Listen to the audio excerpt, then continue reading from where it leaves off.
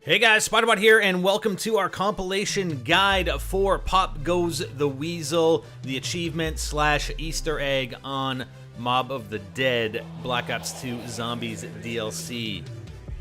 Now, there are a couple of prerequisites that you're going to need to have completed before progressing with this Easter egg.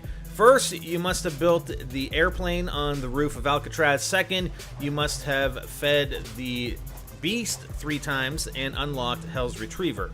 We're not going to cover individual builds for these items. We will be producing separate videos for those that we will link you to once they're up on our channel from this video.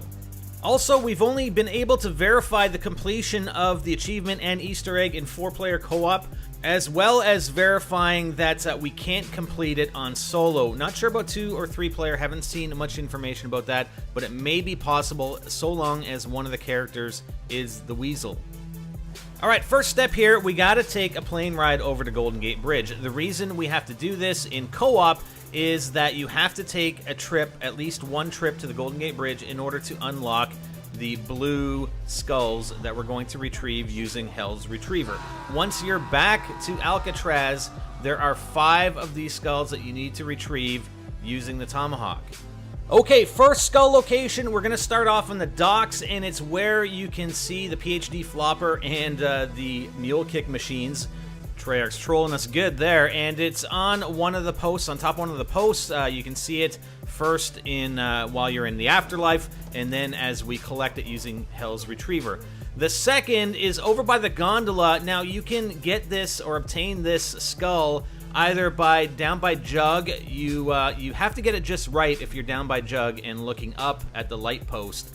Otherwise, if you're in the gondola, it's best on the way down, and if you're looking out the back of the gondola, to snap it up with the Tomahawk that way.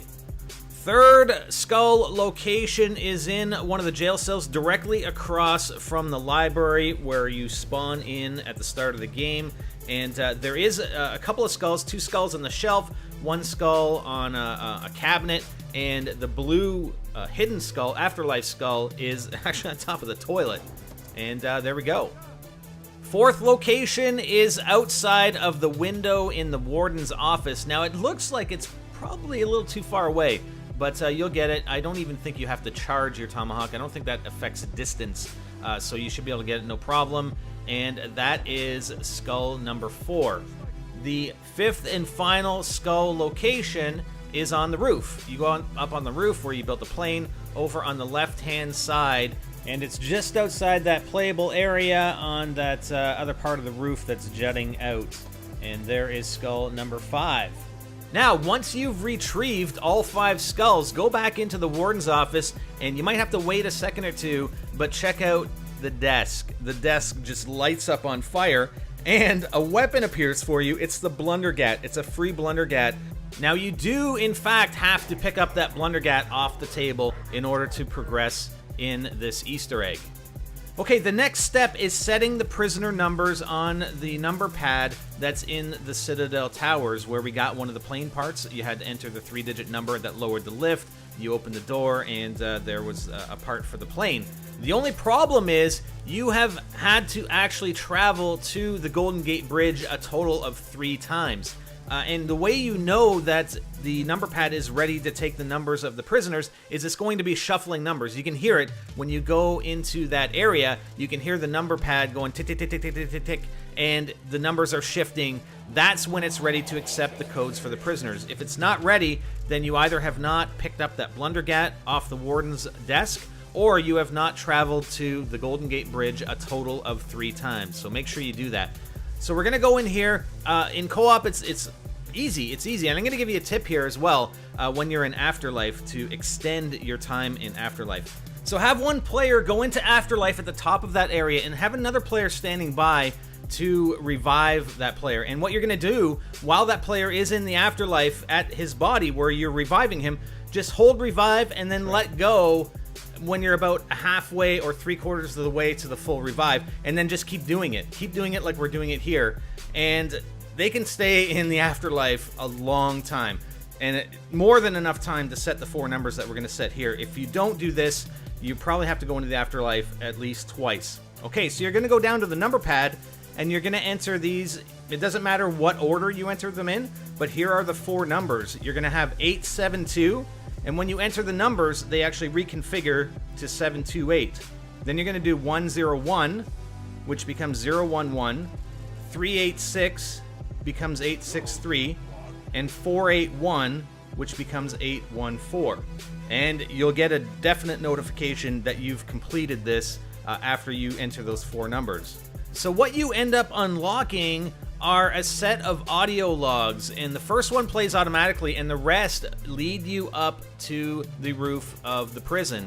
And they're indicated by drops. They look like drops, only they're headphones, and they won't disappear. They'll stay there, and they pop up one at a time, so you have to listen to them in order. And you just make your way up to the infirmary, and then up to the roof, and then you get the last of the audio logs. All right, so the last thing, the last step we have to do here is to go into Afterlife. Now, all 4 of our players went into the Afterlife and went up to the airplane, and this part could be glitched. The first time we got to this point, it glitched us out. We actually activated what we were supposed to activate to get on the plane while we're in Afterlife. So you're going to go up to the plane while you're in Afterlife and hit your X button, even though you don't get an indication to say, hit X to board the plane. You still do it, and it should ship you onto the plane while you're in Afterlife. And the way you'll know that you're ready to do that is that your Afterlife meter does not count down. You're no longer counting down. You're in the Afterlife. If you go back down to where you went into Afterlife, your body is no longer even there. You're stuck in Afterlife. That's it. There's nothing you can do from this point on, except interact with the Afterlife stuff around the map or get on the plane.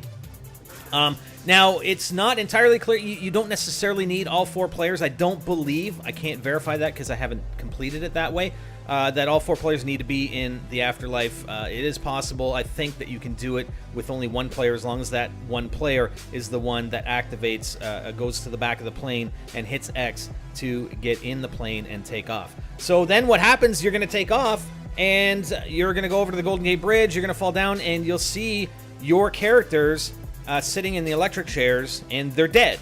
They've been moved from wherever you went into the Afterlife to the electric chairs, and you can revive them, and they'll get up from the electric chairs. You may have a Brutus or 2 or 3 spawn in, depending on how many times you've been to the bridge or what round you're on. You can kill them, but the goal here is it's basically the 3 players versus Weasel. Weasel's the odd guy out. And if you really listen to the story with the audio logs, and I'll put those links to those videos with the audio in the description, but if you listen to it, the 3 conspired against the Weasel and killed them, and those 3 players were put in electric chairs and executed. So you're replaying it out on the bridge. It's Weasel versus the other 3 characters, and it doesn't matter who dies. I mean, if the three kill Weasel, or Weasel kills the other 3, the game still ends. You might get a different message on the ending, but it ends nonetheless, and you get the achievement, Pop Goes the Weasel, and that is the achievement / Easter egg for Mob of the Dead. Hope you guys enjoyed. A couple things I want to note that came up in some comments in reference to us completing the Easter egg. Number 1 is that people have been complaining that they haven't seen the blue skulls, and it may be that they're playing offline, so I'm not sure if there is an issue with the skulls being offline, but you won't see them until you've gone to the Golden Gate Bridge at least once. However, I have confirmed in single player that I have collected the blue skulls before I even went to the Golden Gate Bridge for the first time. One of the other things was that perhaps you required to have the Blunder Gat upgraded to the Acid Gat, and then upgraded in the Pack-a-Punch to the Vitriolic Withering. I don't think that's the case. I was able to progress in solo with just the Blunder Gat up to the point where I could activate the plane, and I think it's just because I was in solo that I couldn't, because I did go ahead and I upgraded to the acid gat, and I upgraded to the withering or vitriolic withering, and it still didn't work. So I think as long as you've got those audio logs coming in after you set the numbers, or even the numbers themselves fluttering like they do, as explained in this video, I think you're good to go for the rest of the Easter egg, and just hopefully it doesn't glitch. If it glitches out on you, you're going to try and get on the plane's going to take off without you, and then you'll hear some music, it'll reset, it'll look like, you know, you're supposed to be on the plane, and there's nothing you can do. You have to exit the game and start again, and that's what we ended up doing last night. So hopefully that doesn't happen to you guys. And that's it. If there are any other things or items that come up that may or may not be required, I think we've covered everything, then we'll add to the description as well as video annotation if and when we can confirm. Hope you enjoyed the guide. I'm Spider, and I'm out.